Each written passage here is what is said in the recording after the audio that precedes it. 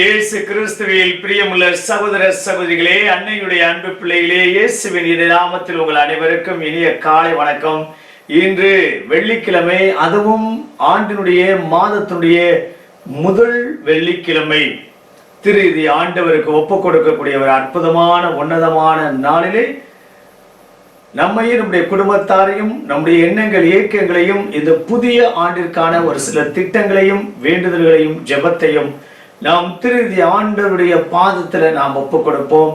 நாமும் இந்த ஆண்டவருடைய இதயம் தாங்கியவர்களாக கனிவும் இரக்கமும் பரிவும் மன்னிப்பும் கொண்ட பிள்ளைகளாக வாழ இந்த நாளிலே நாம் இணைந்து ஜெபிப்போம். பிரியமான சகோதர சகோதரிகளே,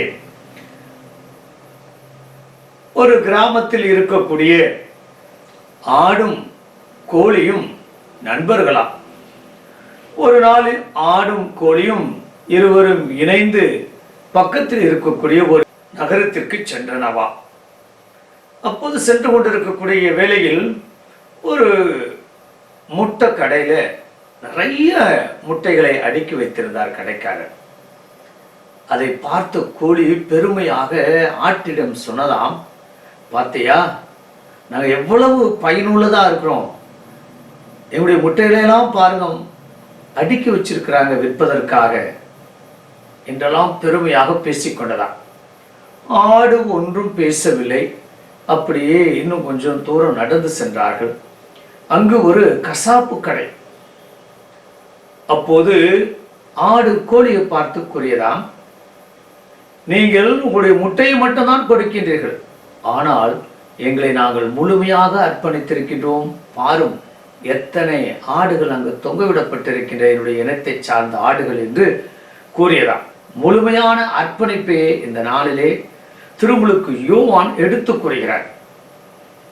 இவரே கடவுளின் செம்மறி, கடவுளின் ஆட்டுக்குட்டி என்று யோர்தான் நதிக்கரையில திருமுழுக்கு யோவான் ஆண்டவரை பற்றியும் ஆட்டுக்குட்டியை பற்றியும் அவர் தெள்ளந்தெளிவாக கூறுகிறார்.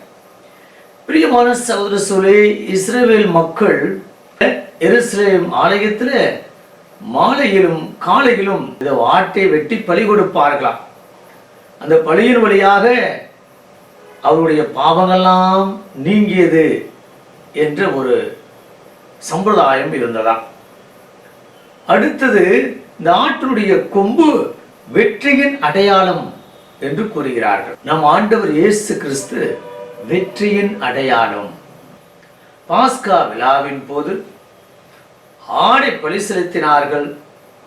அந்த ஆட்டினுடைய ரத்தம் ஒவ்வொருடைய வீட்டிலும் தெளிக்கப்படுகின்ற போது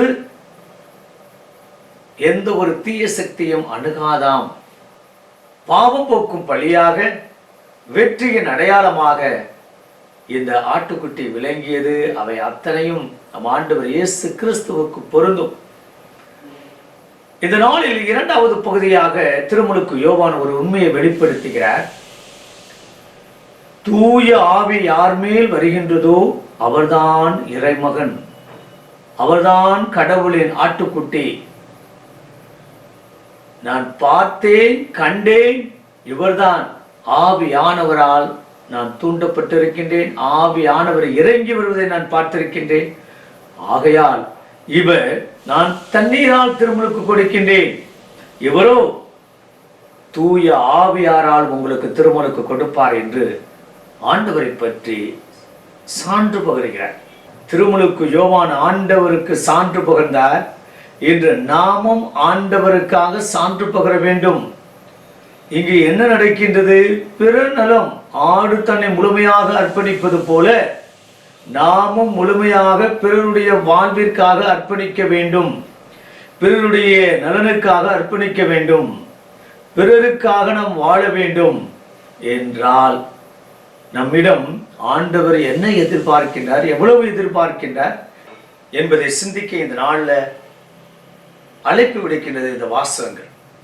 பிரியமான சகோதர சொல்லே, இன்று நாமும் மற்றவர்களுக்கு ஒருபோதும் பாரமாக, பெரிய சுமையாக அல்லது வேதனையாக, கவலைப்படக்கூடிய நபர்களாக அல்லது கஷ்டத்தை கொடுக்கக்கூடிய நபர்களாக ஒருபோதும் வாழக்கூடாது. அடுத்தவர்களுக்காக நாம் கஷ்டப்படணுமே தவிர, ஆனால் நாம் மற்றவர்களுக்கு கஷ்டமாக, வேதனையாக, வருத்தத்தையும் மன உளைச்சலையும் அல்லது பொருளாதார ரீதியான கடன் சுமையும் கொடுக்கக்கூடிய நபர்களாக வாழக்கூடாது என்பதுதான் இன்றைய நாளுடைய ரத்தின சுருக்கம். அப்படிப்பட்ட வாழ்வு வாழ இணைந்து ஜெபிப்போமா? பரலோக தந்தையே, இறைவா, இந்த அருமையான இனிமையான நாளுக்காக உமக்கு நன்றி செலுத்திடும் தகப்பனே.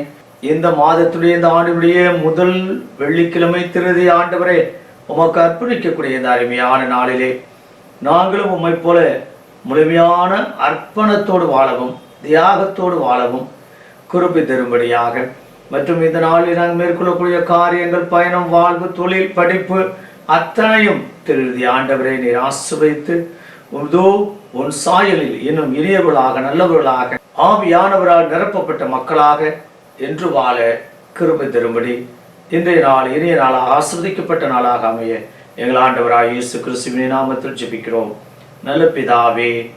ஆமென்.